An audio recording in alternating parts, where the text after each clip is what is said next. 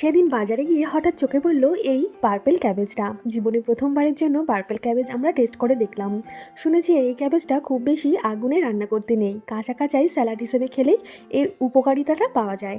যে বিক্রি করছিল এই ক্যাবেজটা সে কিন্তু বাড়িতেই এটা চাষ করেছিল। তার কাছ থেকে 20 টাকা কিলো হিসেবে একটা বাঁধাকপি আমি কিনে নিলাম। আমার সাথে সাথে মিঠাইও ভীষণ এক্সাইটেড ছিল এই বাঁধাকপিটা খাওয়ার জন্য, কারণ প্রথমবারের জন্য ও এই বাঁধাকপিটা দেখলো।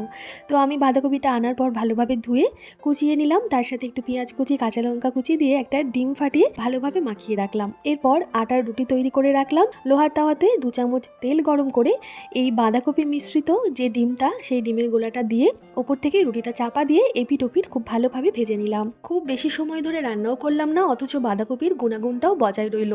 মিঠাই স্কুলের টিফিনে শশা কুচি দিয়ে দিয়েছিলাম রোল করে, আমরা একটু টমেটো সস দিয়ে খেয়েছিলাম, দারুণ লেগেছিল খেতে। আপনারাও একবার ট্রাই করে দেখতে পারেন। ধন্যবাদ।